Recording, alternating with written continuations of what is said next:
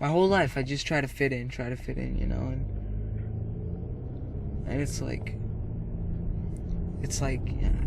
you know, you do that you do that because I did it because I didn't get, you know, I felt like I didn't fit in at home in my own house, you know, and it's like I didn't have that sense of security and the love that I needed from both parents, and it's like that took an effect on me. So it's like I'm trying to search myself in some sense, some way. Things I don't know about myself I learned through life, but I should have learned when I was younger, but I couldn't because of my situation back home. So now I feel like, I don't know, I feel like this gives me an opportunity, a chance to, I don't know, to really just, to really get to know who I am, I guess, you know, I mean.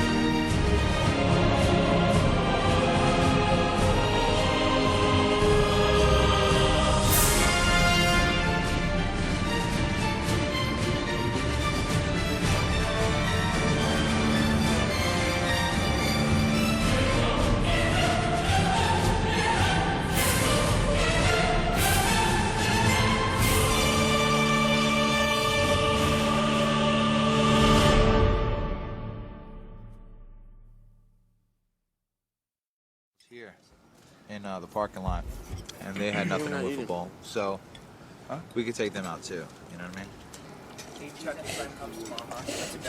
A little bit? Yeah, a little bit. Thanks. On Thursday. He turns 21 on Saturday. Wow. Yo, you know what that means, right? Jeff.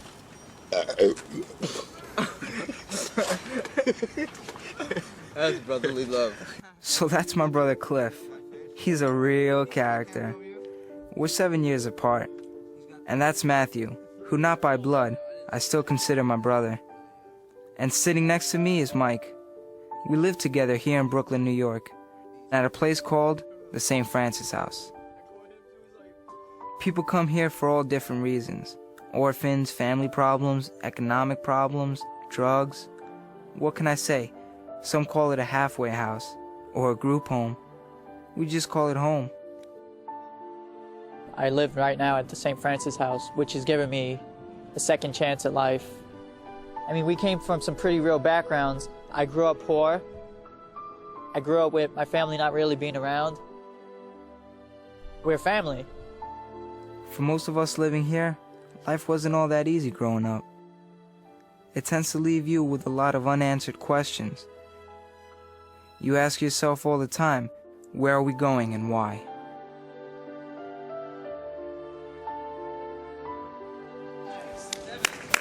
Two and two. Here we go. That's something that I wasn't used to, was family life, and giving me the life that I never had, that I always wanted. Yo, come on. Let's not waste daylight. Let me pitch. Come on, no. Seriously. Come on, please. Give me the ball, Jeff. Let me pitch. Give me the ball. Let me pitch. I want to pitch. I'm a good pitcher. Back off. Get out of here. Jeff, leave. So 3 months ago, Cliff and I wanted to experience something new and unusual. We had a desire to see the world through someone else's eyes. The desire would eventually take us around the world, meeting new people with new ideas and new philosophies, and pretty much every race, religion, color, and creed. For our first experience, Cliff and I decided to join the thousands of people who would spend their winter sleeping out on the cold, brutal streets of New York City. We would live homeless in New York without money or food, and try to experience life and attempt to find hope amidst the city's most hopeless. As it would happen, our adventure would begin right in our own backyard, the concrete jungle.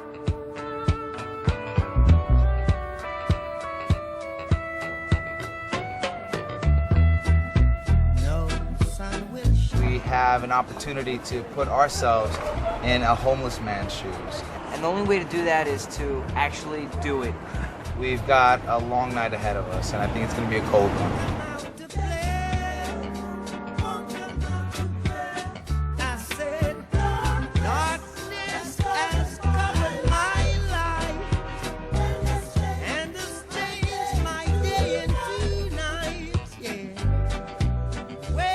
My ass is freezing, dude.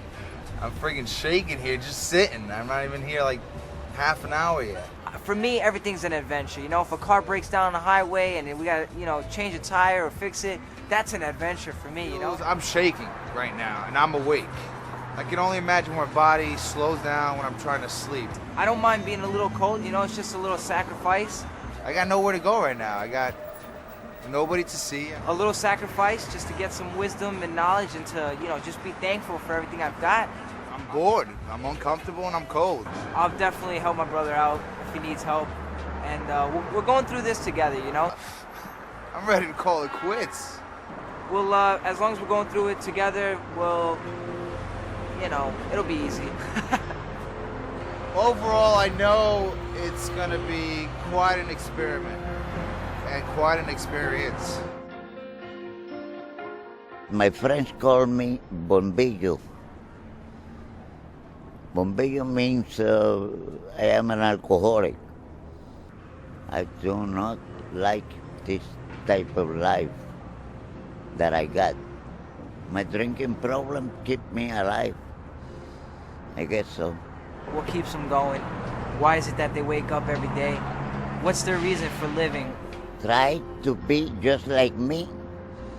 It's not easy for you to be just like me.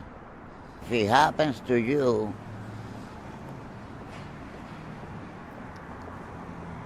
you're gonna have some bad experience in this life.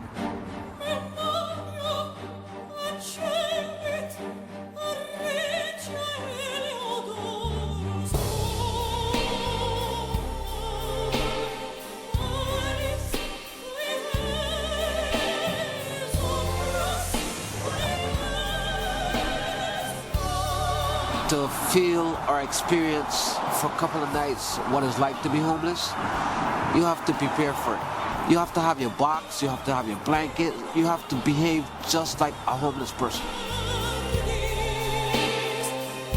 The best place to sleep in the city is by a church. It's safer there. If I go by that man's house and sleep, he's with society, so he's gonna call the cops. You want to understand what homelessness means?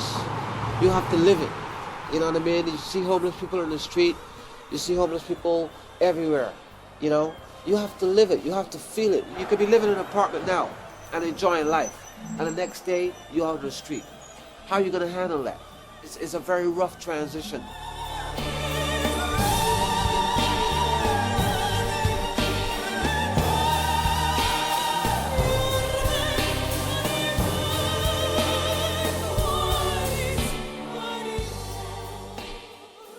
It's not the Royal Palace, but it'll have to do.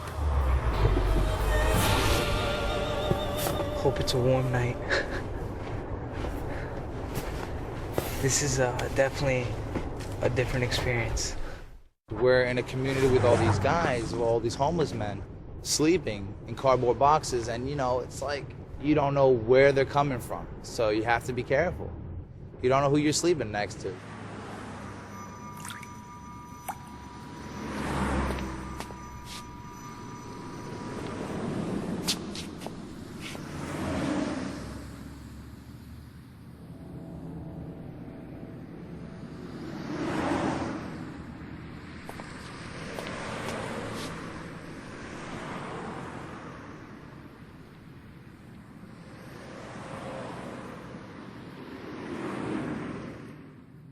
I know the streets of New York City, but to actually sleep out in the streets of New York City is a whole different experience.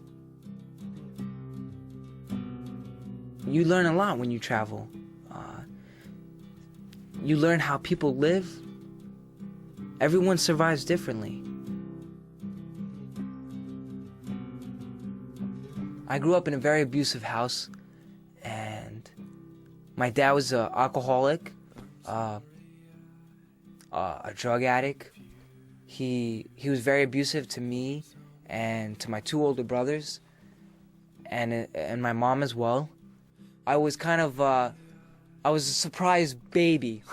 I was a surprise. I wasn't intended. You know, my mom didn't plan on me. I wasn't a planned baby. I did have my fun times as a kid, you know.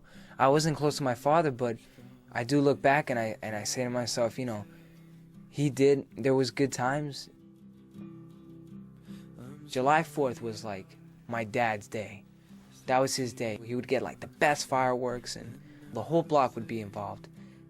And we'd light fireworks and it would go on for hours. It'd be from as soon as that sun went down, just start lighting fireworks, you know? Everyone loved my dad for that.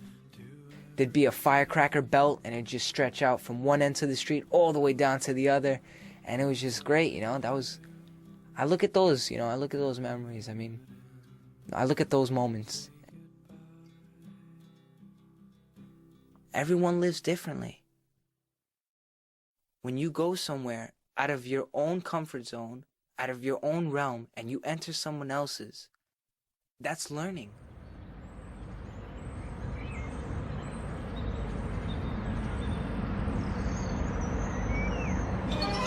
It's going to be a cold one, so dress warm. This is the kind of weather that makes you want to stay home.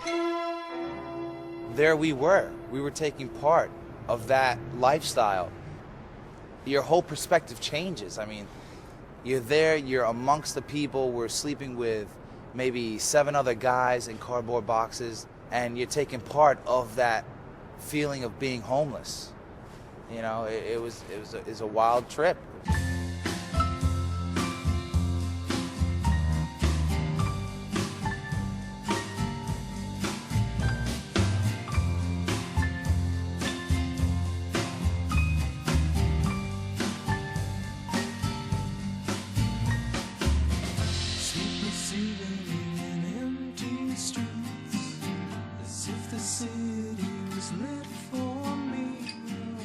God has a purpose for us all. If he didn't have a purpose for me, I would have been gone a long time ago. I really believe that. I've been in situations where I should have been shot, ran over, overdosed. I should have had AIDS, but I never caught it. I was exposed to it, I don't know how many times, sexually. But God, for some reason, he's got some kind of purpose. He's got something for me to do. I believe that. Every person should experience this because people take everything for granted in life. And I think every person should experience this for a few weeks because people don't appreciate what they have. We living in the greatest city in the world.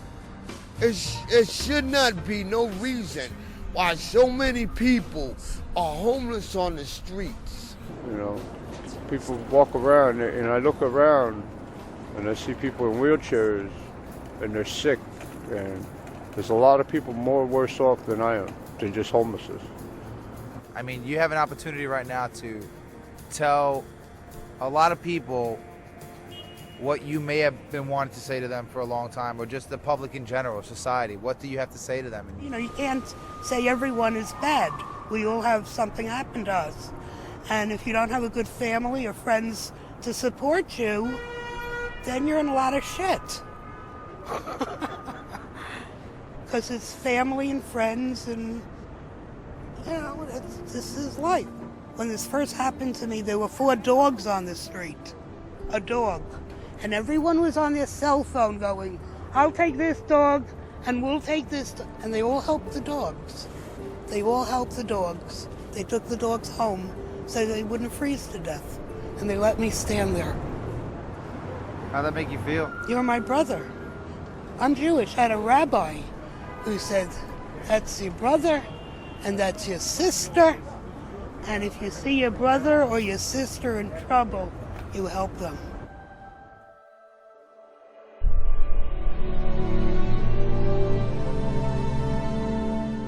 If you treasure your own life, you should treasure others' lives.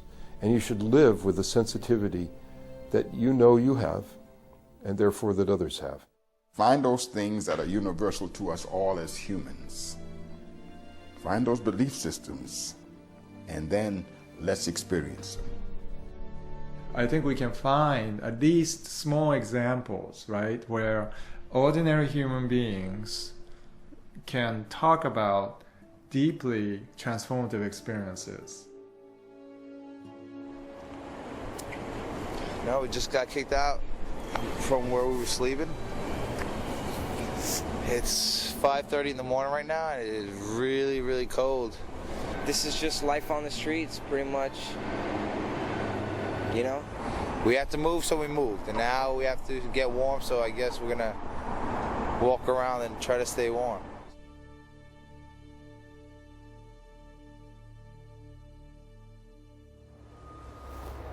How you doing, sir? I'm homeless right now. If you could help out by, you know, maybe a donut or something. And I was wondering if you could help me with some food. Yep. Something hot to drink or hot chocolate. You know, something to eat, something small, even a little piece of bread. It doesn't have to be big, just anything.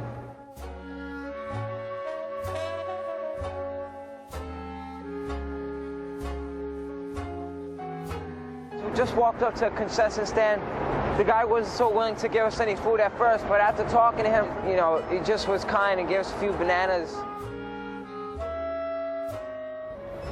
You want a banana? I like it when they're a little bruised too.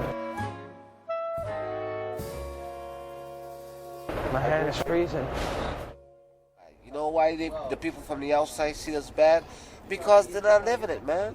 They're not experiencing this shit. They go to Starbucks and buy a coffee for $5. You know what I mean? Buy them a donut for $3.50. I can't afford that. Here's a bulletin. State Police, Princeton Junction. Yes, militia. Certain individuals of unidentified nature is now under complete control.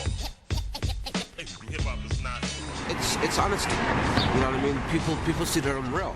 You know what I mean? I don't want your money. Hey, I need something to eat. It's the message in the song that makes you rock on. Some people go to places where they don't belong, whether wrong or right. So I'm homeless and I'm happy, and a lot of people talk to me. You know what I'm saying? I get girls talk to me, I get old ladies talk to me, I get all kind of people talking to me. You know what I mean? Because the happiness is just strength. You gotta come up with something. You know what I mean? You gotta make it unique because you can easily fall apart, mentally, physically, spiritually.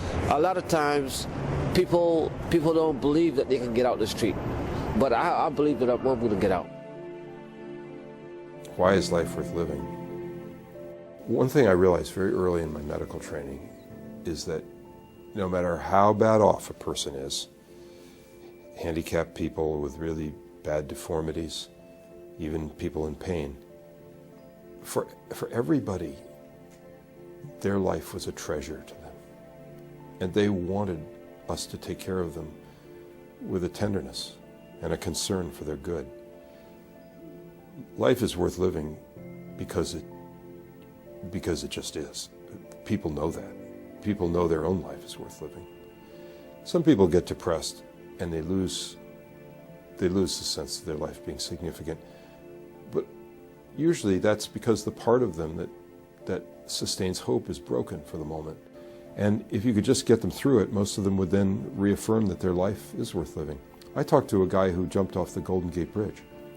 He said halfway down, he realized he wished he hadn't jumped. He was all broken up, but he lived through it. But it's not the nature of life to be despairing. It's the nature of life is to be hopeful.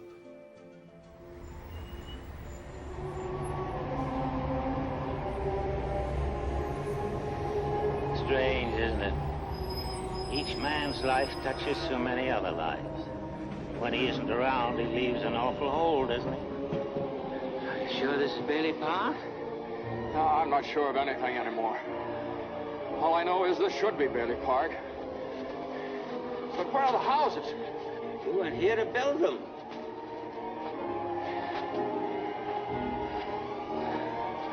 your brother Harry Bailey broke through the ice and was drowned at the age of 9. That's a lie. Harry Bailey went to war. He got the Congressional Medal of Honor. He saved the lives of every man on that transport. Every man on that transport died. Harry wasn't there to save them because you weren't there to save Harry. You see, George, you really had a wonderful life.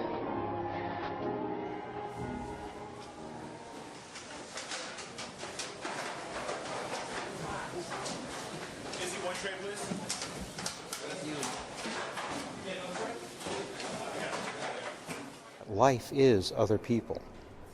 It's just that simple. And if you view each of the other that you meet as being a component of yourself, it can change the way you see things. What is your meaning? Like, what's your outlook on life? What is the reason for living? I'm not on this planet for nothing. I'm here for a purpose. I don't know what that purpose is. Like the gentleman said, we all have our faults. We all did our things. So if our purpose is to make mistakes and learn from our mistakes, that's going to help us to be a greater or less of a greater individual along the way.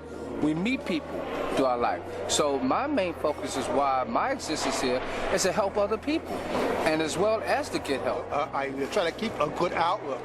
With that, I can have my hope and my dreams. And I do not have to give anything, including my dignity.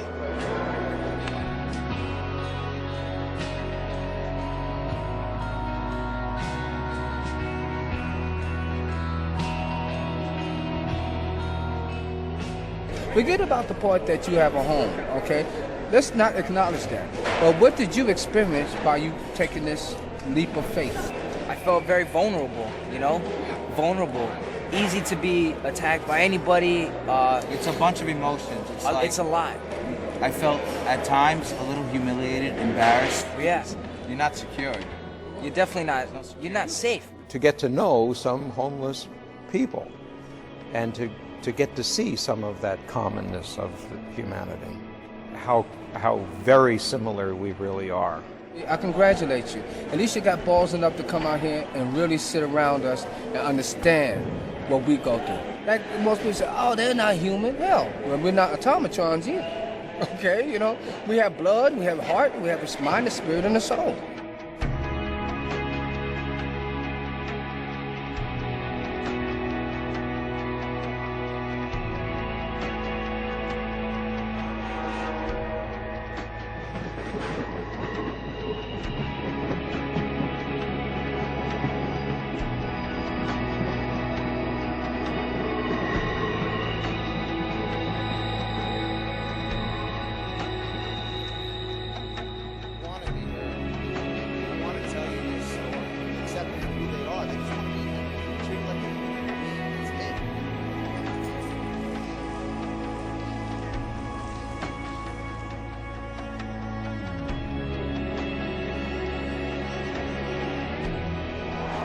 As we get more days, more experience on the street, I don't know, you become more humbled, you become more, you can feel the humility that the homeless people go through, and I don't know, it's different. Like, I don't know, my whole heart feels different.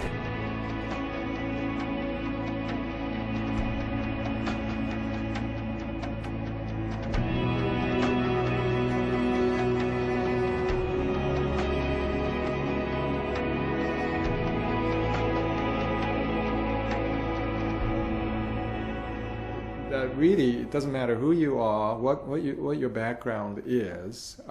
You can converse on that experience, and that is what makes us human. That's a beginning of a human community. Experience can be a generous teacher or a cruel teacher, and it depends on those experiences in life. But whatever experience we have, whether it is good or whether it's bad, we can always remember it and learn something from it. And it's those moments, you know, when something touches you, something opens up, something that you didn't realize before, you hear a longing, you know, that you never felt before. Those are human experiences that would define how you communicate with your spouse, how you communicate with your children, how you communicate as a teacher. I think it defines how we communicate, period, as a society. And when you experience those things, it brings growth. And so you won't get caught up in the facades anymore. The little differences that they talk about that become big things. You won't buy that anymore. And if you don't buy it anymore, they can't sell it to us. We can talk about ideas forever, but ideas are simply that. They're thoughts, they're abstractions, and until these ideas are rooted in reality, and the reality of my own life, my own experience, they can't be tested, they can't be known to be true. Will Kinane is one of my heroes. The story goes he was taking a road trip with his brother to New York, and his brother asked him what he wanted to do for the rest of his life. Will answered he wanted to surf and help people, and Surf for the Cause was born.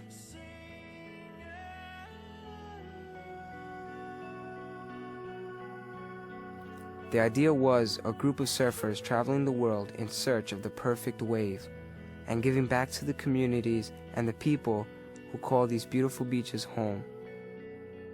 So Cliff and I found ourselves along for the ride in a van full of surfers traveling down the Pan Am Highway somewhere in South America.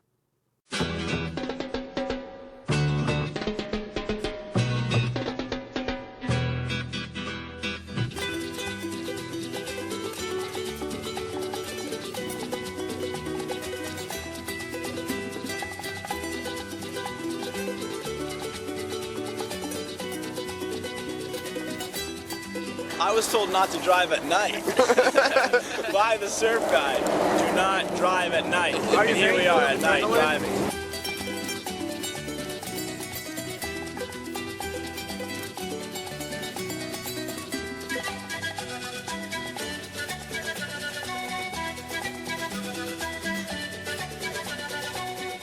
After driving all through the night, we finally started to smell the salt in the air. As soon as the guys got their first look at the ocean, they were out of the van and surfing before I had realized what was happening.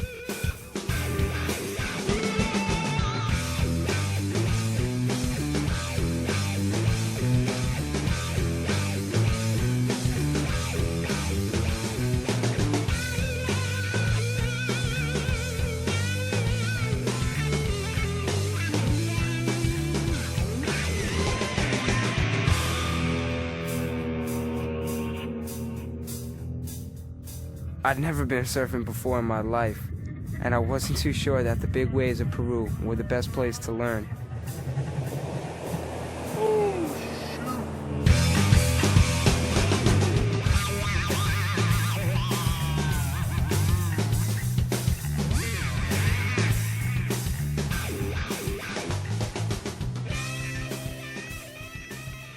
So after a great surf session for the guys, and a couple of hours of me getting my butt kicked, we packed up the van and headed to the children's home, where Surf for the Cause was scheduled to volunteer for Dr. Tony and his staff, helping the lost and abandoned children of Lima, Peru. What we do is we receive children whose parents cannot afford medical care. If the conditions in the home are not such that the children can be adequately cared for as an outpatient, then the children come into the home and they stay with us until they're well. And then we send them back to their families. I went to India on a vacation with several colleagues.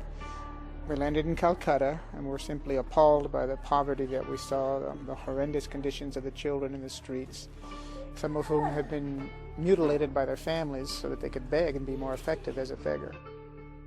I was in charge of a neonatal intensive care unit at Emory, and I contrasted that with children who just needed basic needs with the kids that I was taking care of who were, getting the latest in care. The idea sort of germinated, well, maybe, you should be doing something else rather than what you're doing now, because anybody could do what I was doing at Emory, but not many people would be doing what needed to be done in places like India.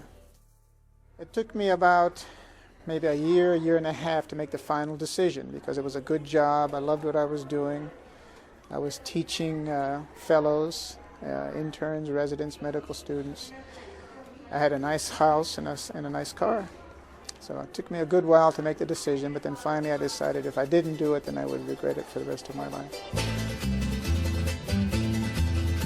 I didn't realise some of the backgrounds that some of the children had, and it was quite hard to think that these children have been through this. But to see them now, they're so happy and they're just such gorgeous children. You kind of forget these kids are even ill. I mean, you kind of forget that, oh, Victor's just got one leg, that's the only limb he has. And he's using his foot to eat and draw, and you kind of forget that that's not really normal to us. Coming into it, you're just thrown into it completely. You're not like told anything, and the first few days we were tricked completely by pretty much every child. You're not really doing anything that special, you're just kind of helping them in their everyday lives.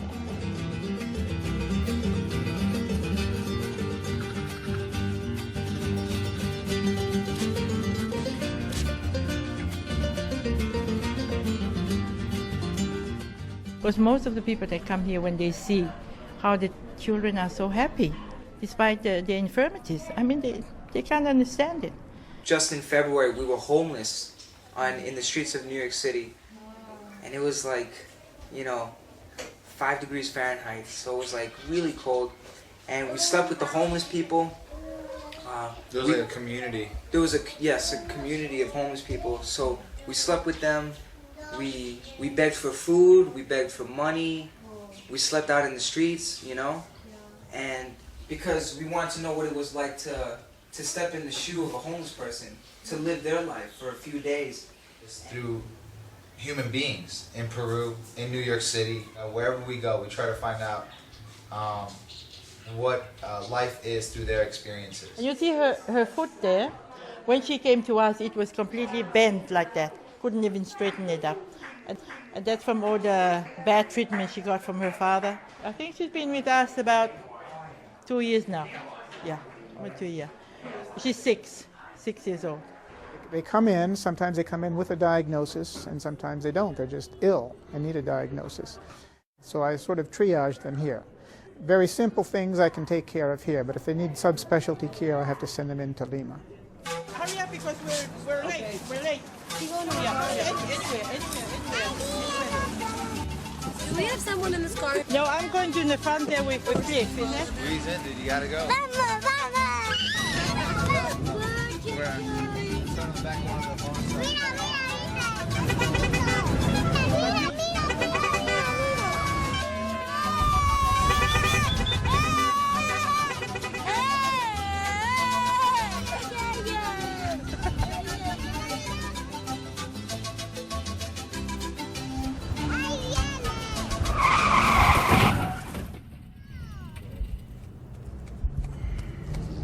Everybody okay?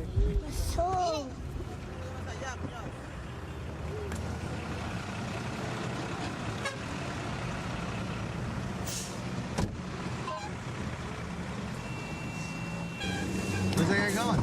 Isn't he supposed to stop, that guy? Yeah, he's supposed to stop. Yeah, you got the license plate? Yo, necesita... Llámalo a la policía o que sea. Ustedes están acá, tú vuelta con él. Nosotros estamos... Oye, yo estoy estacionado. Estacionado. Oye, compadre, tú estás estacionado. Everybody doing all right in here? Pero ¿para qué te abriste pues a este lado? Yo estaba en mi carril en el medio. All right, see this? Mira esto de atrás. Tú estabas muy... you were too close. Yeah, muy cerca.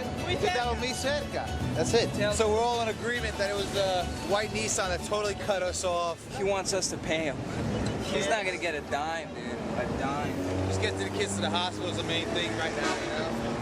Señor, si estoy vendiendo de allá... Compadre, escucha, tú eres terco. Escúchame.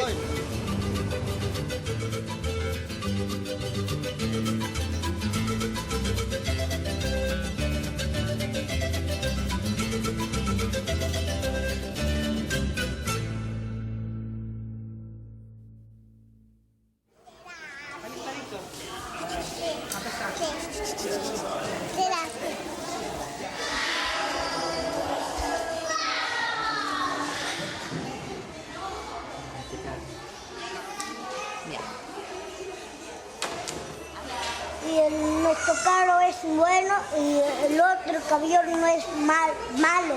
Uy, Dios mío, es malo el camión. ¡Víctor! ¡Acá estoy, mi terapia! Ya.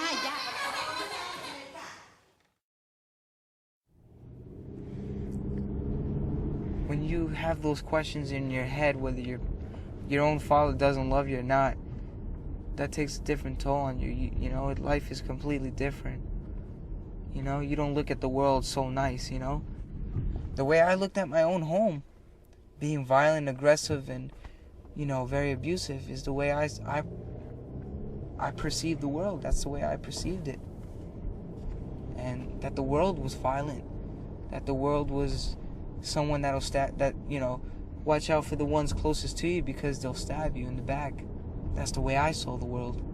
Because I had my father that was not so kind to us.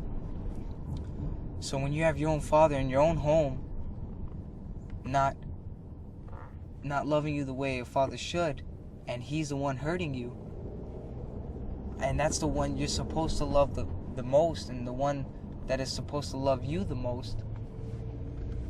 I mean, a complete stranger you have no consideration for whatsoever.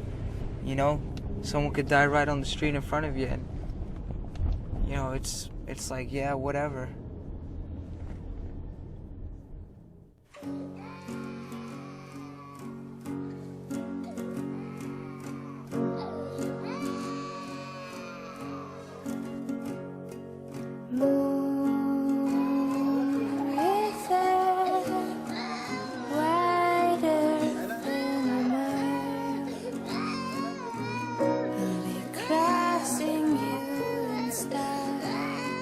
One day,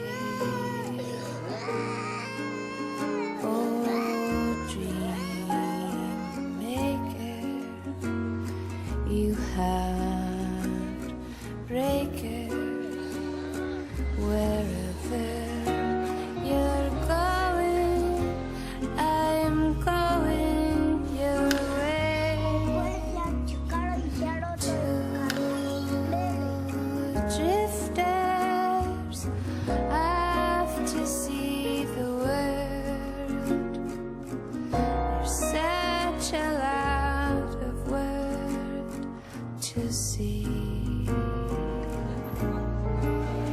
We're after the same red balls, and it's just around the bend. My huckleberry friend, river.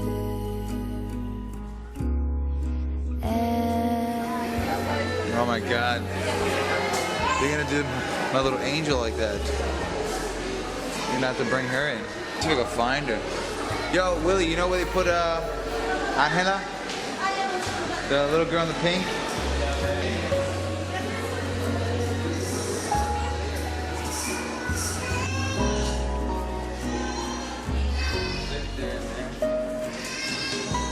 There she is.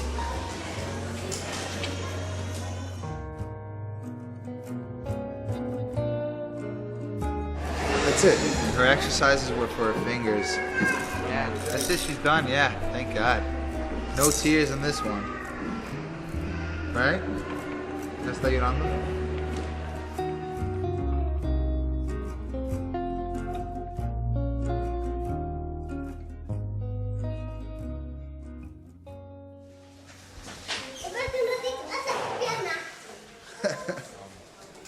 It's tough to hear, you know, with a little girl like that, so innocent and so vulnerable, and somebody to take advantage of her and abuse her the way her father did.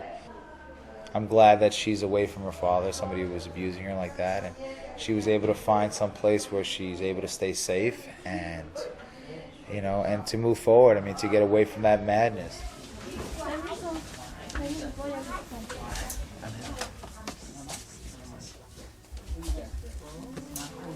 When she was born, her father didn't want her because he wanted to kill the little one. Many times the mother The mother, when she comes home, she found her nearly dead, tied down.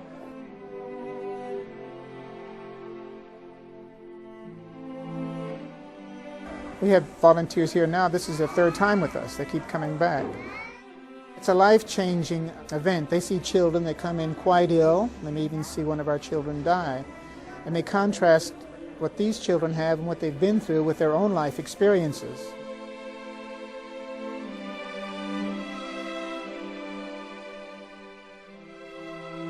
It's not what we gave them, it's what they gave us, because they gave us the reason to live.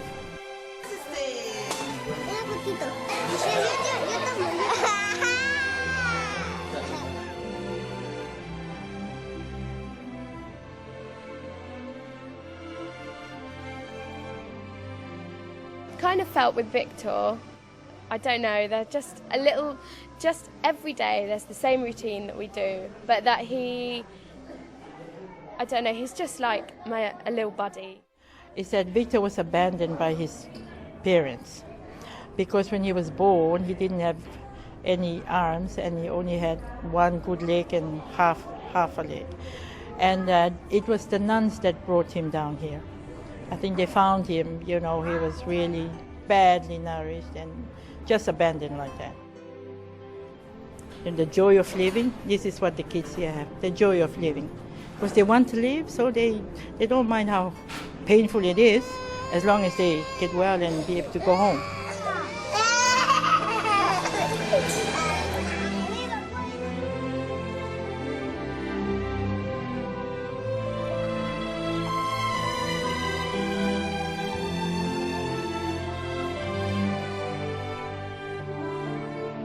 But then when she came to us, well, we did everything we can for her. And she can have a prosthesis afterwards. She'll be able to walk.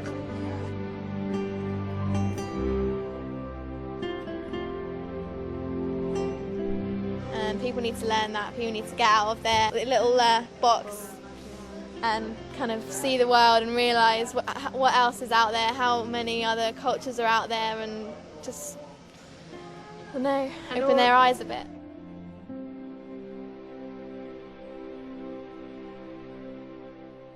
When you see children, you know, I mean, it's great because everything that you know about life and all the suffering, all the pain that you might be experiencing even then, it kind of reverts to how fresh and you know, and how precious innocence can be.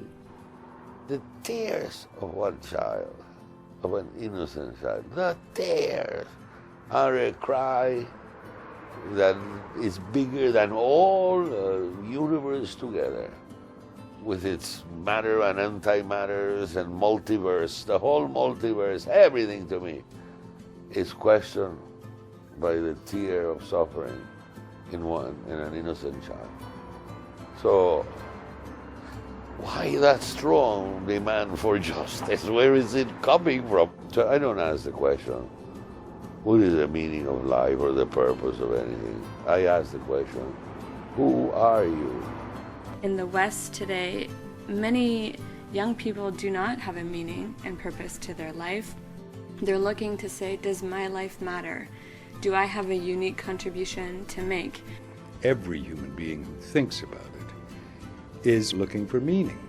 They're looking for answers to the most elementary questions. Who am I? How did I get here? What am I supposed to do? Does it finally make any difference?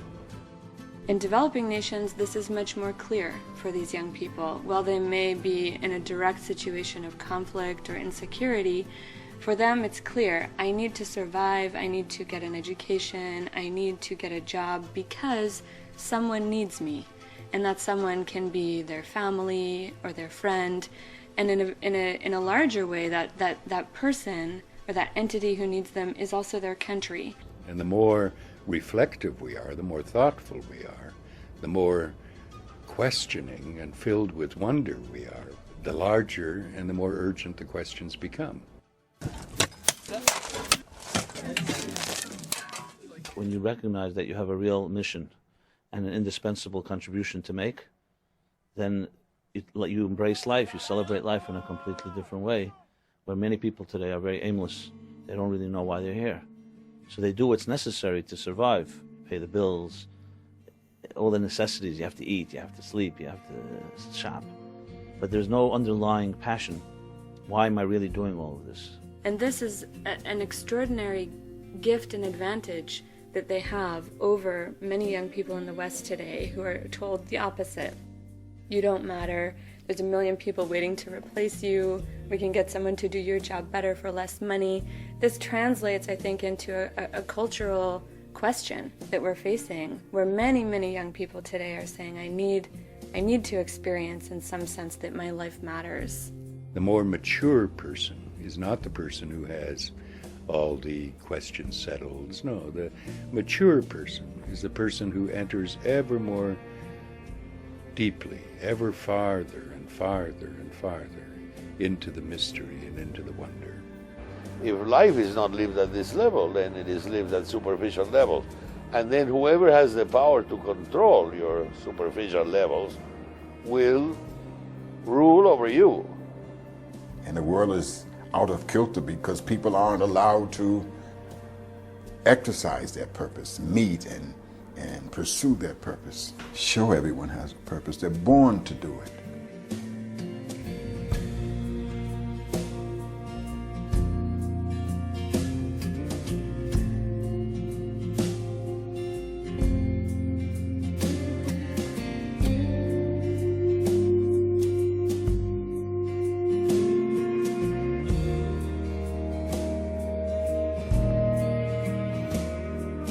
Have you ever had a moment where you feel like everything is just right in the world?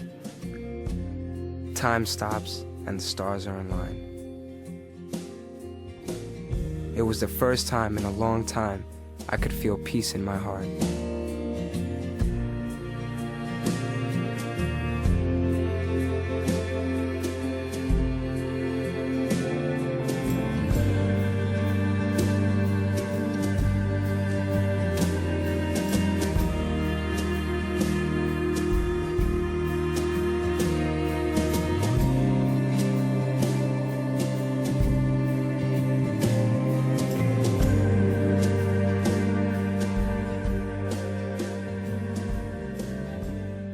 It's like playing music. Each of us has our musical note that we have to play. And if you know that's your note and no one can play that music and the whole composition is waiting for you to play your note, there's a good reason to wake up.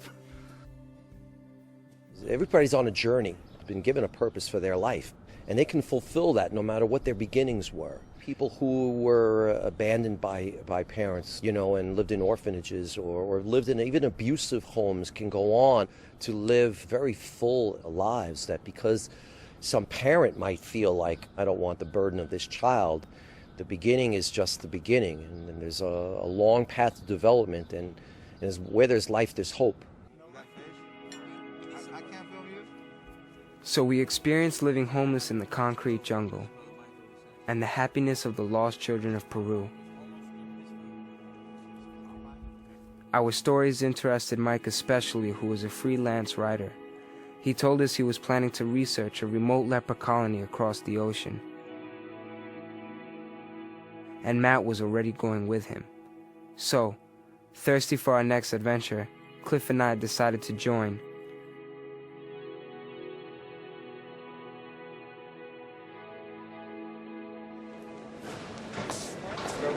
Broken? Yeah. Sunglasses. Now, were they shattered? Or were they? No, just the broken one piece was broken up. It was on its way out. When I hear Milano, I think of those cookies. Yeah. I haven't seen one cute girl yet. You missed her. She just walked by. Actually, you know why they make you wear your seatbelt when you go to sleep on a plane, right? Yeah, to wear your seatbelt? Yeah. You know what? In case. Sleepwalkers. Yeah, maybe I will. I'll get the explicit yeah, ones. You look good in those. No, don't take a banana. We're leaving? Yeah, we're going through security. All right.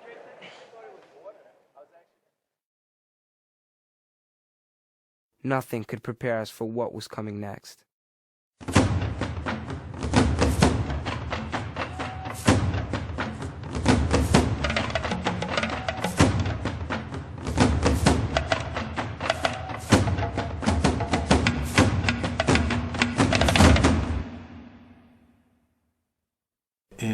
our culture, life is always a treasure.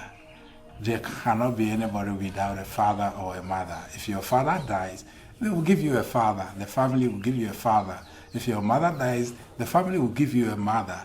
So there is always meaning to life. You will always find something or somebody to lean on and feel fulfilled. I think that this is also at the root of the joy that permeates our life.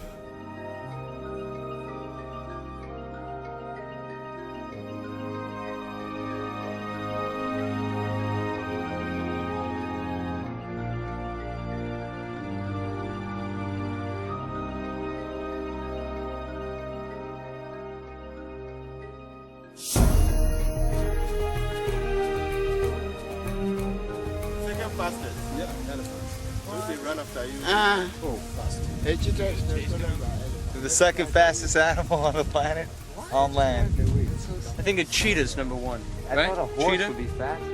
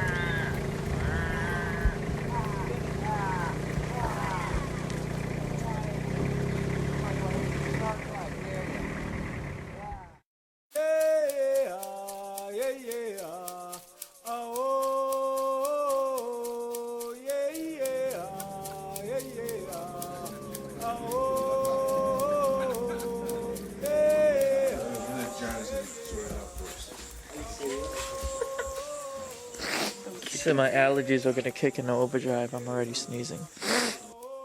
These bugs were huge, and I'm not a big bug guy. Not into the bugs. Stand in the center there with all of them, you conquer your fear of them. That's what I realized. They had a wingspan, I don't know what. They look like small birds here. Hold the door. It smells really bad. Oh my gosh. The flies are everywhere. The flies are everywhere.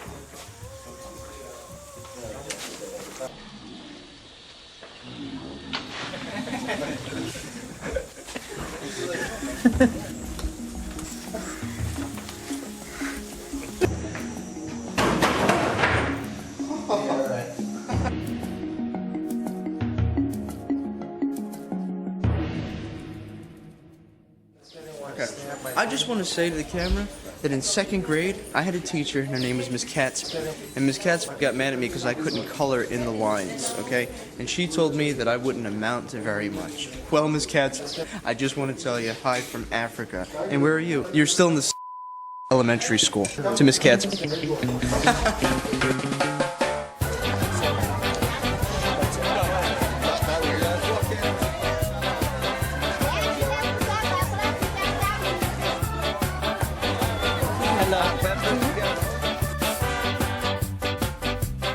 I just got beamed in the head with beans.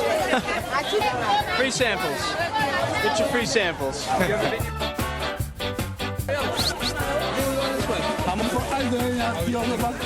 It's pretty cool, man. I like this. Yeah.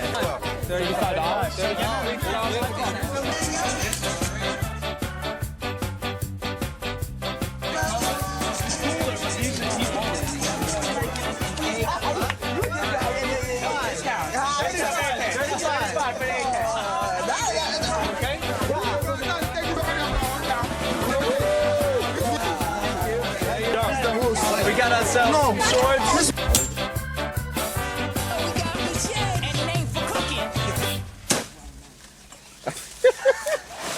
Timberman. There's another one.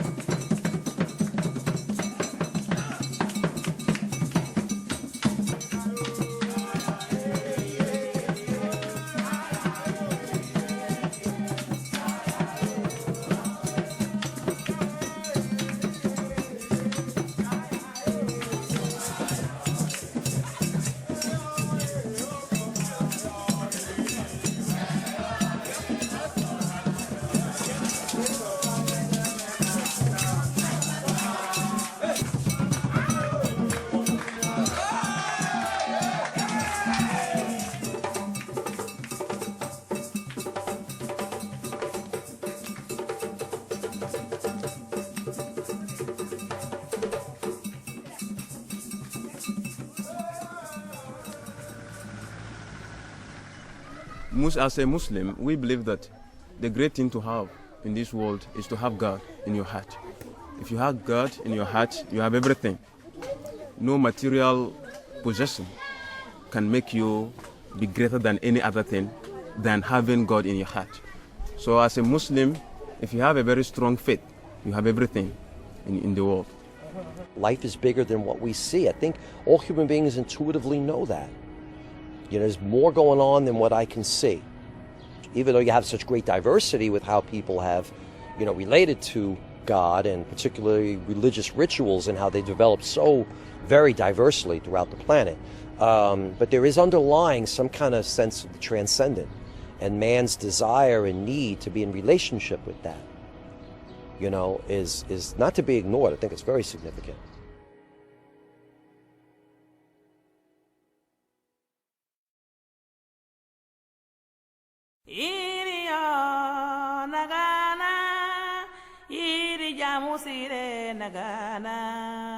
Nagana linko khatine soni kareme bambara reme jala soni jalabane walai khatigana jagonga dena lemuno ko khatine walai khatigana sugonga dena lemuno ko khatine walai khatigana jagonga dena lemuno ko khatine bambara reme soni kareme jala soni jalabane iriyo nagana iri jamusire nagana nagana le ko khatine. Well, today we're gonna be doing some interviews with people who are dying of AIDS, and on a personal level, when I was 9, my mom passed away of AIDS. It's going to be a little hard for me, you know, to actually speak to them because I never had a chance, you know, to actually speak to my mom before she passed away. We would like you to have a look at a woman, a young guy, and a young lady with a baby with HIV/AIDS. I remember when I was younger, I got my blood tested, and it was the most horrifying moment of my life. I have witnessed of young people, over 250 dead. And currently, every week, I see at least 2 people dying with HIV/AIDS.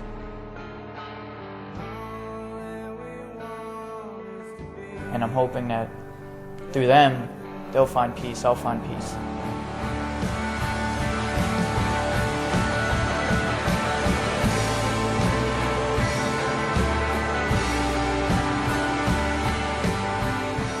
I still miss her. It's never gonna change. It never gets easier.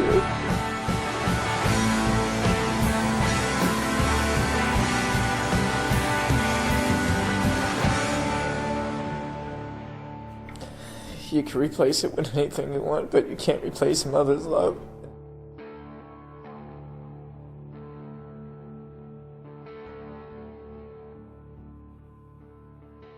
Today, we want to let you see different type of people, and possibly you can talk to them, you can ask them questions, and they will be able to tell you what is happening to them, what they feel they need, and how we will be able to overcome some of these things.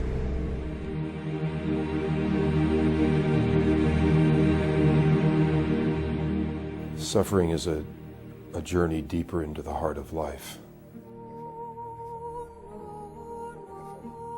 You can't make a superficial description of the meaning of life as though it's oriented around pleasure or beauty or, what I said earlier, fun. It's obviously going to be full of pathos, full of struggle, and indeed for many full of terrible suffering. She's still having the sorrow. She's still having the pains. You can see it, that there is no joy in her life yet. But when we come, the first thing she asks me is that, so when will they get some drug that can make me go back to my days? Even in the deepest suffering, there is significance. There's a meaningful process of positive possibilities.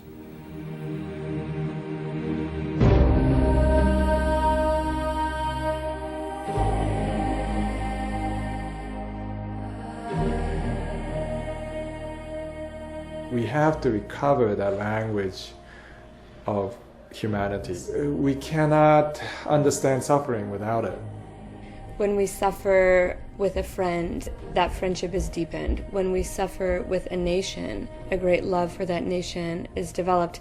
There's struggle in life, in every class of people. It's part of life. It's what we do with it that matters. To be a person with a bold heart, that I can do anything to help any other people.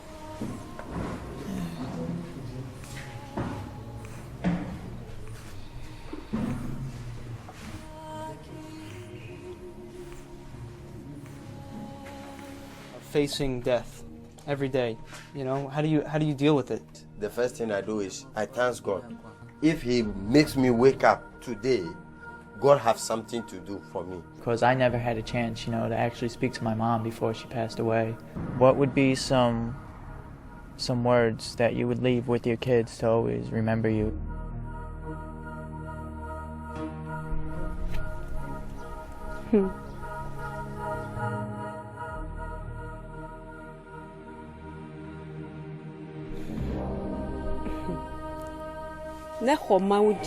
He should trust in God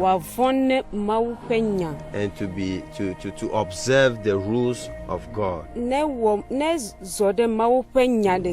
He should walk according to when he walk according to what God was said.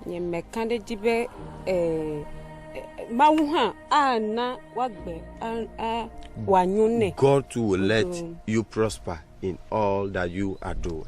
That will be the only thing I will tell them.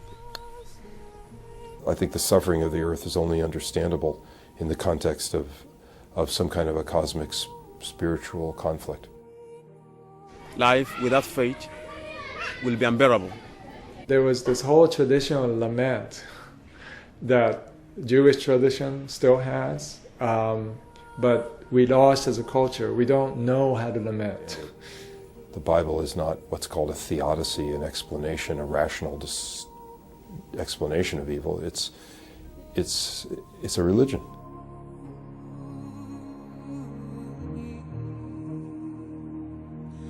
The crucifixion was the culmination of the drama of suffering and the drama of love. Death and love brought together at the crux point of all of history. Where there's your deepest suffering, there's also always an opportunity for great compassion.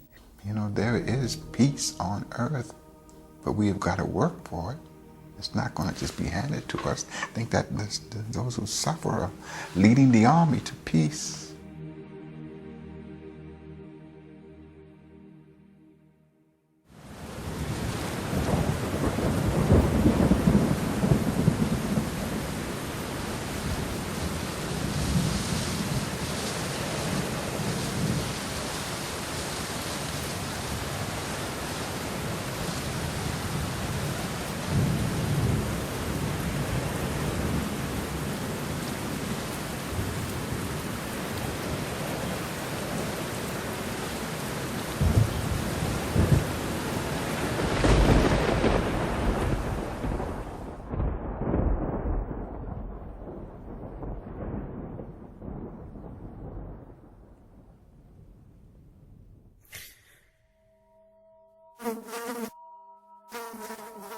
I didn't even know leper colonies still existed.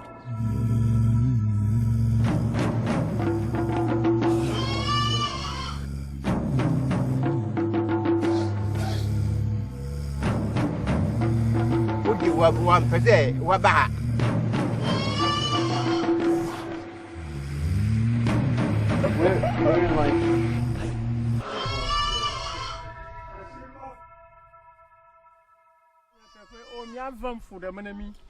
kakana mauta ne mi foko mauna mi foko mi jagba dogbe e on viare na share fonu ko mi ga trogbo men mo ka mi ga ibe ale ko mi choli afien vivigu. What do I know about Africa and diseases? AIDS. That's the first thing that comes to my mind. Not a leper colony. And here I find myself on my way to visit a leper colony. I didn't know what to expect when I got there. I had no idea what I was going to see, how repulsed I was going to be. I really didn't know. We find out that it's kind of almost looked upon like a curse. Your family and friends kind of desert you, and you're looked at as an outcast, and you're actually sent to live in this colony, almost like, you know, segregated from the rest of the population. Like, they obviously don't live normal lives, so how do they cope with living? Why do they bother getting up in the morning? Here this man is, he tells me he's got no feet, it's difficult for him to walk, he's been abandoned by his family, his son doesn't look at him like his father anymore, all these problems, and he's explaining to me that he's happy because we're here.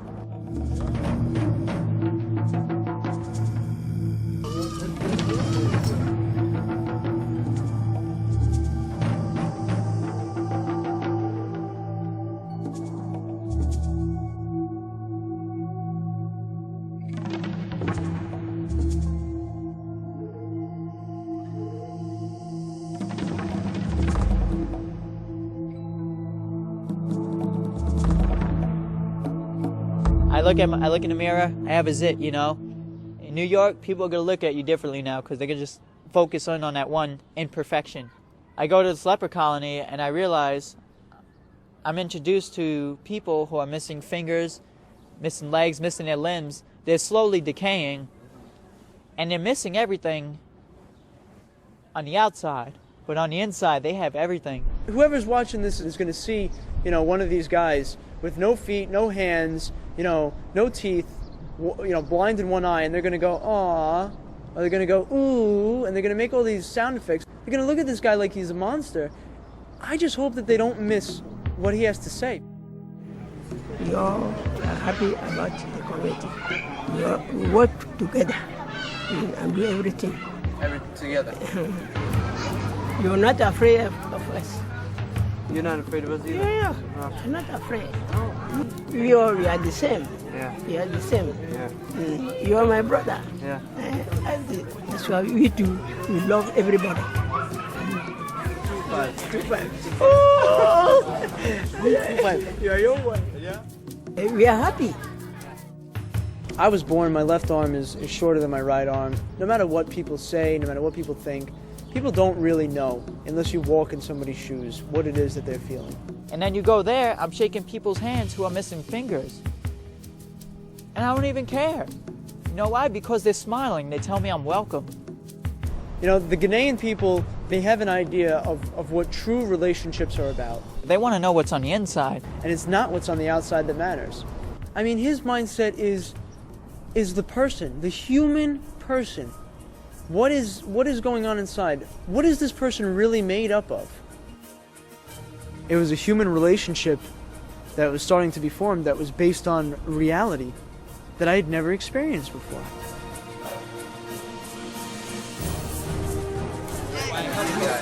He's a heavy guy. Look at him.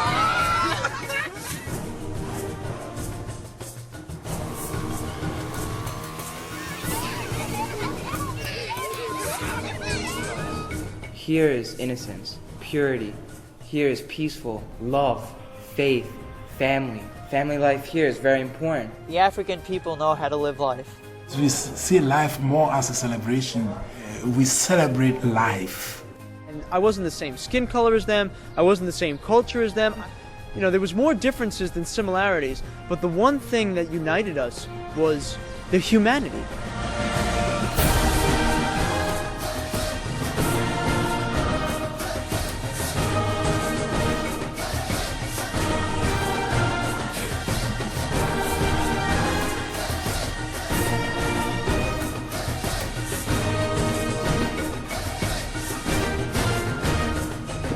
I was a human being, and that's all that mattered to these people. They accepted me because I was a human being.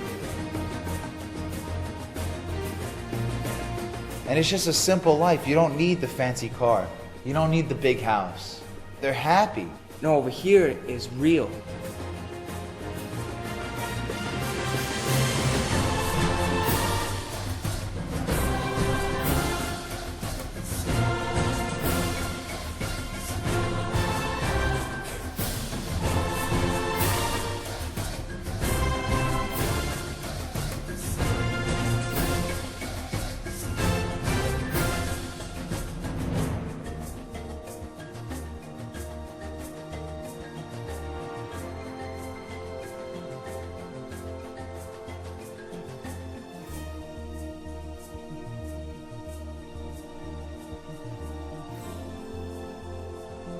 By temperament, I think that we are joyful people.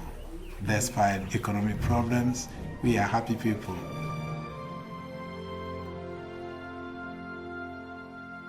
Our people value life.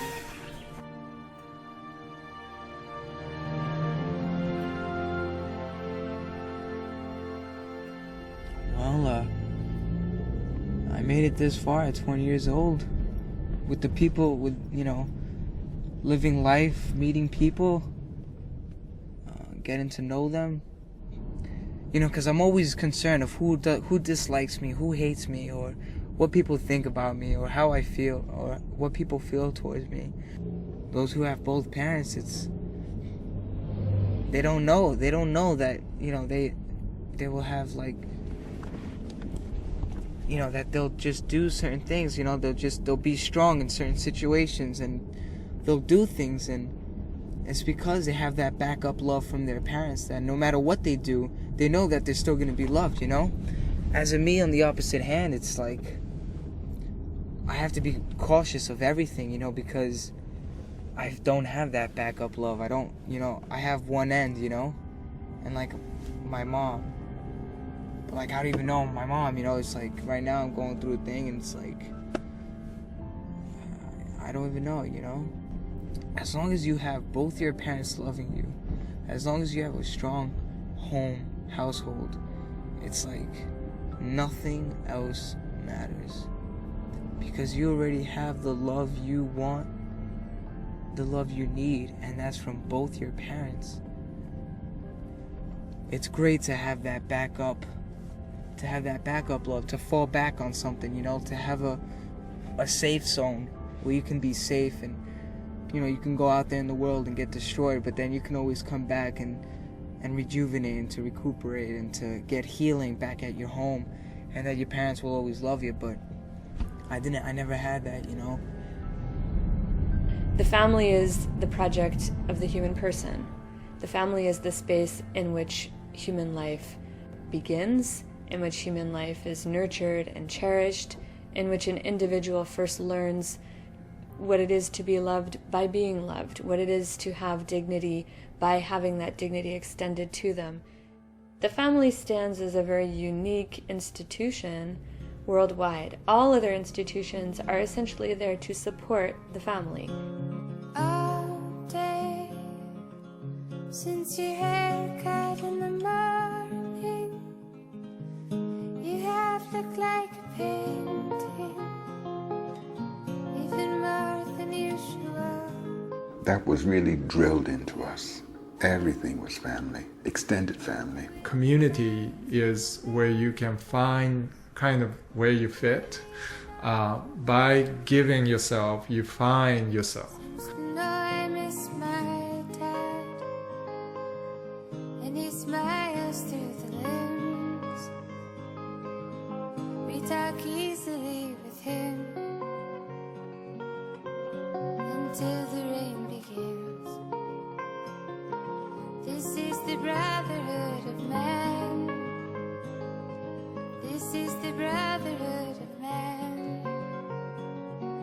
This is the brotherhood of man. In this sense, I think the family is critical because the family not only forces but provides this extraordinary place which is our first experiences, which is our strongest experiences, and which has been the environment in which we have come into the world and first experienced ourselves and the world.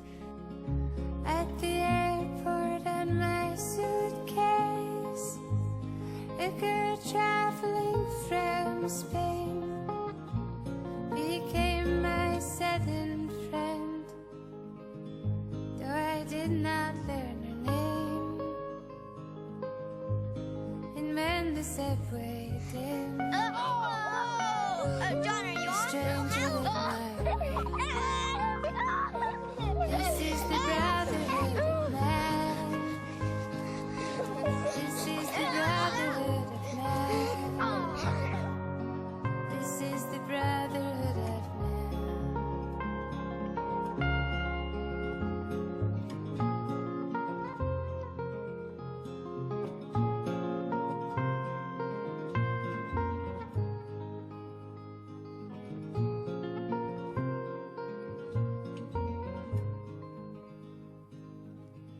I never can say what I mean, but you will understand. The family sets up boundaries that are very different from any other relationship in the world. Whether the family has been a place of security or insecurity for us, it is a place that we continually have to turn to know who we are, and to in fact try to figure out how to know these others. I'd like to know what's new in his life, and I would love to tell him what's new in my life. You know, I love to exchange that. You know, I want to share my life. He is my father. I respect him, and you know what? I still love him.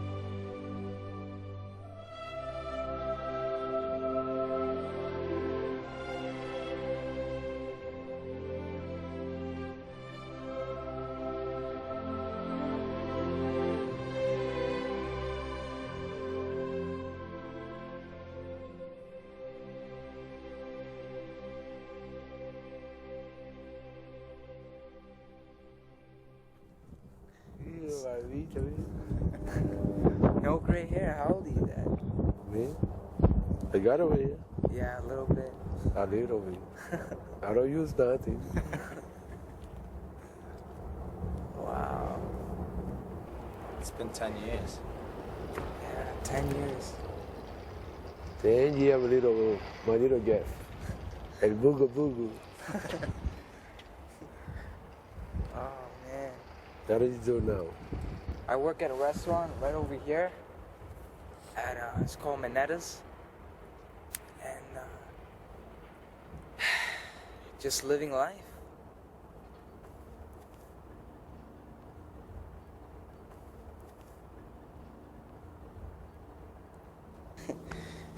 I missed you, Dad. Little baby. So how were you suffering with this family? You know, you see the song for another way. What do you mean? You know, not live it together.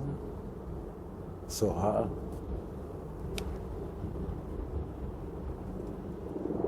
I still love you, you know? And I know.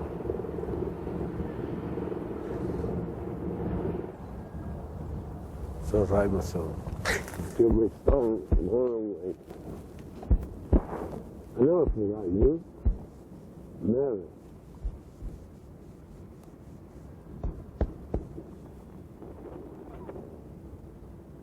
You know how much I love you, right? Yeah. I do the best I can, but that's a part of the life. Something happened, you see, I married with your mother, how long? 21, 22 years ago? I mean, for 20 years.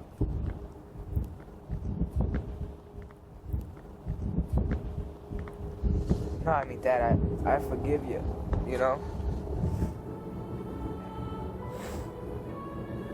Thank you, my son. What's the life?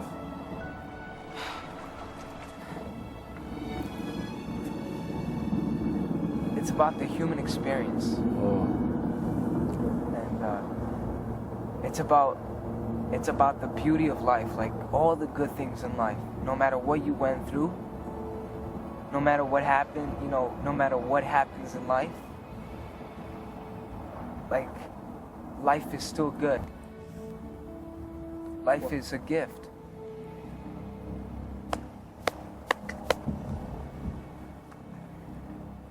Little Jeff.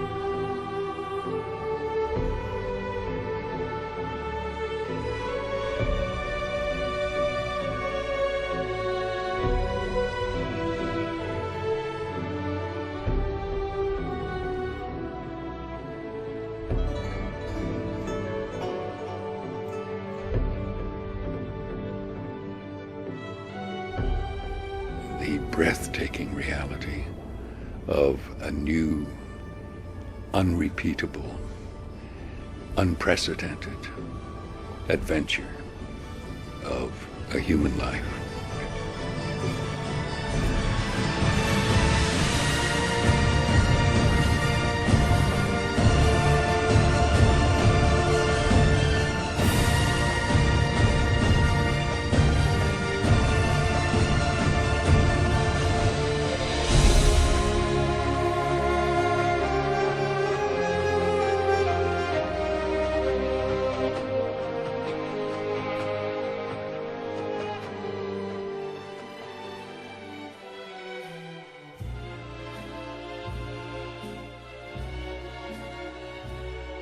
You must remember this. A kiss is still a kiss. A sigh is just a sigh. The fundamental things apply as time goes by.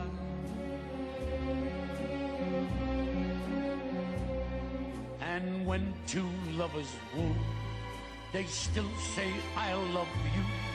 On that you can rely. No matter what the future brings as time goes by.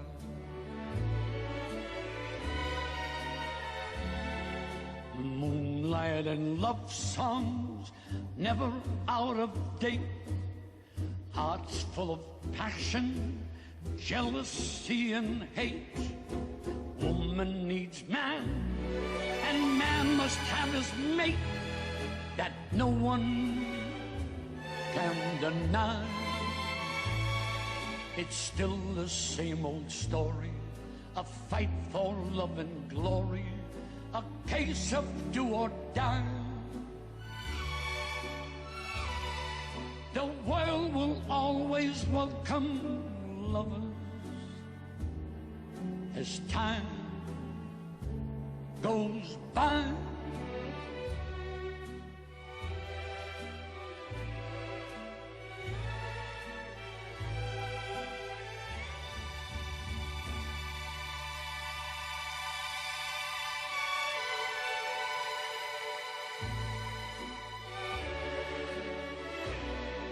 The world will always welcome lovers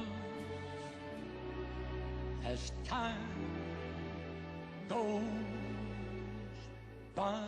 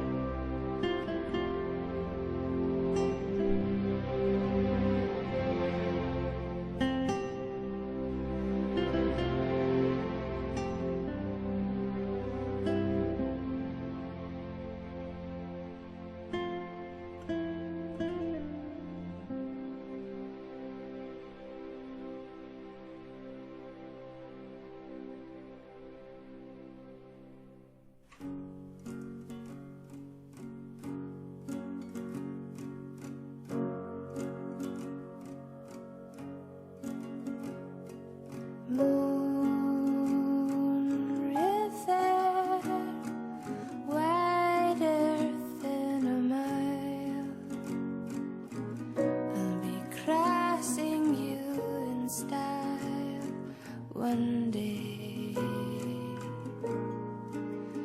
Oh, dream maker, you heartbreaker, wherever you're going, I'm going your way. To drift